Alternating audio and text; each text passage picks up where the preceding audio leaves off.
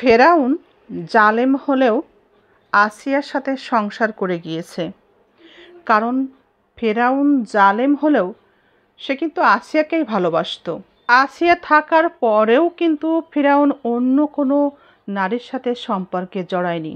অর্থাৎ ফেরাউনের চরিত্র ঠিক ছিল, চরিত্র খারাপ ছিল না। জালেমের সাথে সংসার করা যায়, কিন্তু কোনো চরিত্রহীন মানুষের সাথে সংসার করা যায় না। চরিত্রহীন পুরুষ ঘরে বউ বাচ্চা রেখে অন্য নারীর মাঝে সুখ খুঁজে বেড়াবে। তার উপার্জনের অনেকটা অংশই সে অন্য নারীর পিছনে খরচ করবে, আর অনেক কিছুর অভাবের মধ্যে থাকবে স্ত্রী সন্তান। ভাই বোনেরা, এখনই কমেন্ট করেন না, আরেকটু শোনেন, আরেকটু শুনে যান। চরিত্রহীন শুধু পুরুষ নয়, চরিত্রহীন কোনো নারীর সাথেও সংসার করা যায় না। সে সংসারে বরকত থাকে না, উপার্জনে বরকত থাকে না, সংসারে সুখ শান্তি থাকে না। সন্তানের উপরেও সেই প্রভাবটা গিয়ে পড়ে, সেই ঘরের সন্তানও ভালো হয় না। ঘরের নারী যদি চরিত্রহীন হয়, সন্তানদের ফেলে রেখে বাসায় সে পরপুরুষ নিয়ে বাহিরে সুখ খুঁজে বেড়ায়, আর স্বামীর উপার্জিত অর্থ এভাবেই সে বাজে খরচ করে। স্বামী যদি তাকে অর্থ দিতে না চায়, তবে স্বামীর সাথে অশান্তি সৃষ্টি করে সংসারের সুখ শান্তি নষ্ট করে।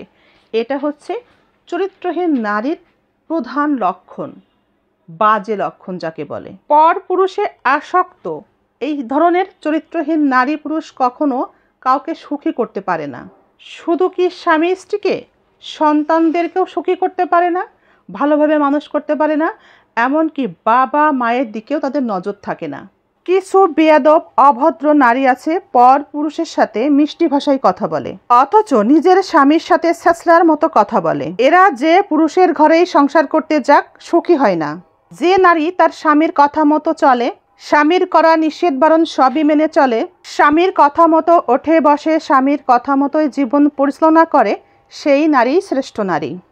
পর পুরুষে আসক্ত নারীর ব্যবহার খারাপ এবং মুখের ভাষা কর্কট হওয়ার কারণে সে তার নিজের স্বামীকেই হারিয়ে ফেলে।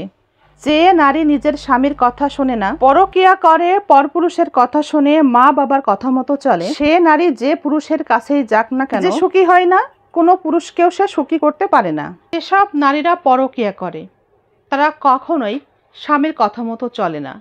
আবার যেসব পুরুষ পরকীয়া করে, সেই পুরুষও তার স্ত্রীর কথা শোনে না।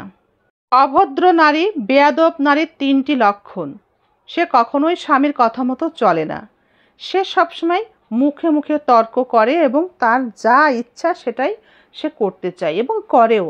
যে কোনো কিছুর বিনিময়ে সে বাহিরে সুখ খুঁজতে যাবেই, পর পুরুষের কাছে যাবেই। স্বামীর শাসন নিষেধ বারণের তোয়াক্কাই করবে না, এমনকি স্বামীর মুখে মুখে তর্ক করবে এবং স্বামীর প্রতি সে যত্নশীল হয় না।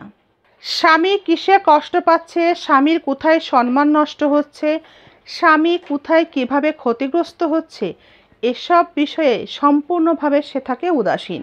মোট কথা, সে সবসময় বাহিরেই সুখ খোঁজে আর সংসারের প্রতি থাকে সবসময় উদাসীন। একজন নারী যখন বাহিরে সুখ খোঁজে, পরকীয়ায় আসক্ত হয়, তখন সে স্বামীর সাথে তিনটি আচরণ করে। সে কথায় কথায় স্বামীর সাথে মুখে মুখে তর্ক করে, ঝগড়া করে, বাজে ভাষা ব্যবহার করে, স্বামীর সাথে অভদ্র ভাষায় কথা বলে এবং স্বামীর সাথে কথা বলতেই চায় না।